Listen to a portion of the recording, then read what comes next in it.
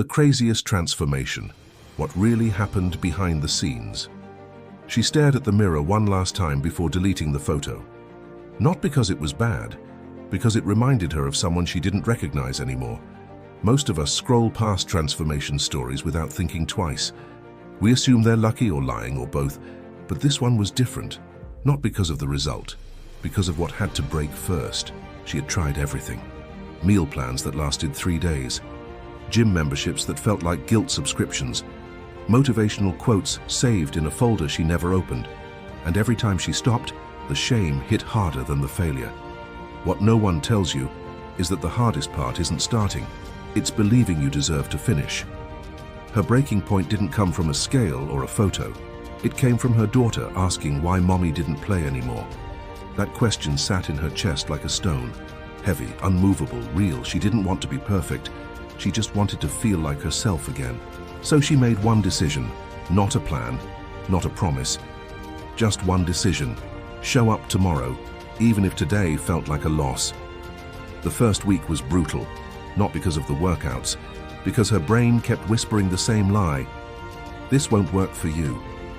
But something strange started happening around day 8. She stopped waiting for motivation. She just went, like brushing her teeth. No drama, no debate, just motion. Researchers at Stanford found something fascinating about this exact moment. When we remove the emotional negotiation from a habit, the brain stops resisting it. It becomes automatic.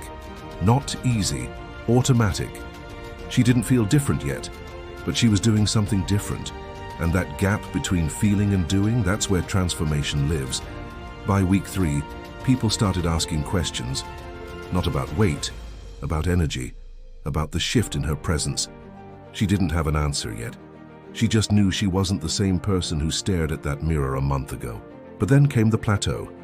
The moment every transformation story hides. 3 weeks of consistency, 0 visible change. The scale hadn't moved. The measurements stayed the same. And for 2 days, she sat in her car outside the gym, debating whether to go home. Part of her wanted to quit. Part of her wanted proof that effort mattered. What she didn't know was that her body was rewiring itself beneath the surface. Mitochondria multiplying, neural pathways strengthening, insulin sensitivity improving, none of it visible, all of it real. She went in anyway, not because she believed, because she refused to let that 8-year-old version of herself down again. That's when everything shifted. Not overnight, not dramatically, but week 5 brought something unexpected. She slept through the night for the first time in years. Week 6, her knees stopped aching on the stairs. Week 7, she caught herself smiling at nothing in particular. The scale still hadn't moved much, but her life had. What surprised her most wasn't just how resistance bands changed her relationship with strength training. It was how everything started to feel different once she switched from machines to functional movement. She wasn't expecting such a clear change in how her body responded. And honestly, she tested different approaches more than a few times before figuring out what really worked. This isn't a promotion, just sharing real results that made a noticeable difference for her. She left the details in her journal, buried under months of doubt she no longer needed. By week 10, something remarkable happened. Her daughter asked to work out with her. They didn't do anything intense, just stretches, some bodyweight squats, a lot of laughing.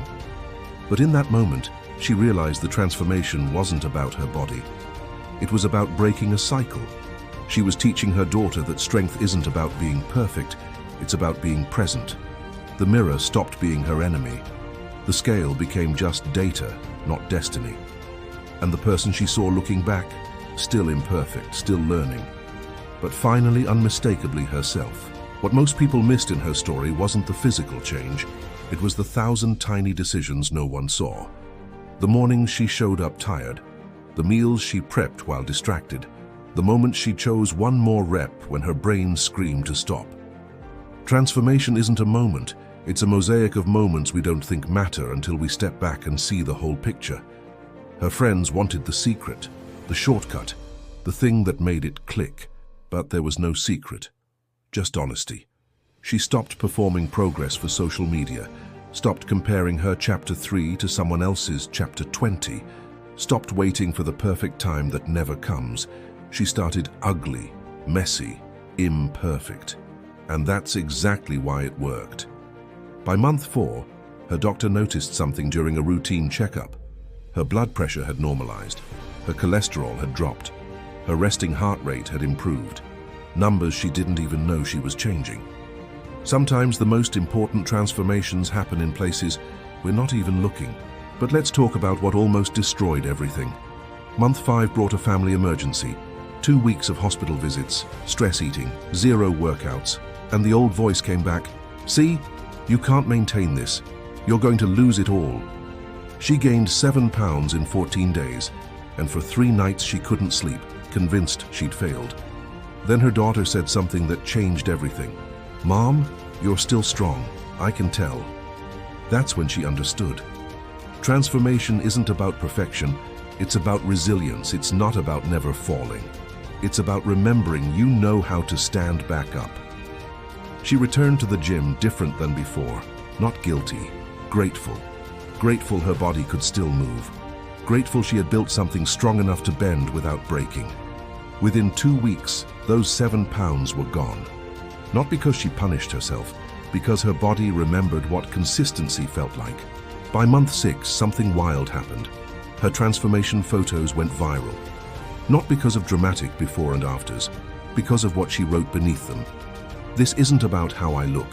It's about how I finally learned to stay." Thousands of people commented, not with congratulations, with confessions. Their own stories of starting and stopping, hoping and hurting, trying and giving up. She realized her story wasn't special because it was perfect. It was special because it was honest.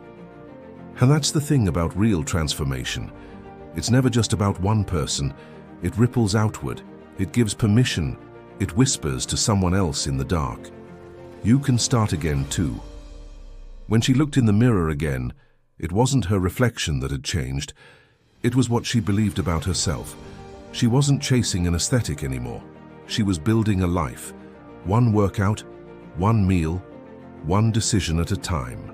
The craziest part of her transformation, it was never about the body. It was about proving to herself that she could keep a promise, that she could be the person her daughter believed she was, that she could choose herself even when it was hard, especially when it was hard. Now when people ask her for advice, she doesn't give them a plan, she gives them a question. What version of yourself are you refusing to believe in? Because transformation doesn't start when you have the perfect routine. It starts when you stop abandoning yourself. It starts when you realize that every single person you admire went through the exact same doubts, the same setbacks, the same voice saying it won't work. The only difference, they stayed anyway. So here's what we learned from her story. It's not about motivation, it's about identity. It's not about perfection, it's about progression. It's not about the destination. It's about becoming someone who doesn't quit on themselves anymore. The gym didn't transform her. The decision to keep showing up did. The meal plan didn't save her. The commitment to nourish instead of punish did. The mirror didn't validate her. The knowledge that she kept her word to herself did. And maybe that's the real transformation we're all searching for. Not a different body, a different belief, not a perfect life, a committed one. She still has hard days. Days when her body feels heavy and her mind feels heavier. Days when showing up feels impossible. But now she knows something she didn't before. Transformation isn't about never struggling. It's about struggling and choosing yourself anyway. So if you're watching this and wondering if it's possible for you, here's what I want you to know. It is. Not because you're special, because you're human. And humans are capable of extraordinary change when we stop waiting for permission and start giving ourselves grace.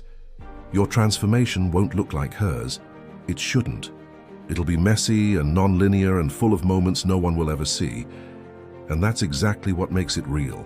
Tell us what part of this story resonated most with you. And tell us which country or city you're watching from. See you in the next video. Bye.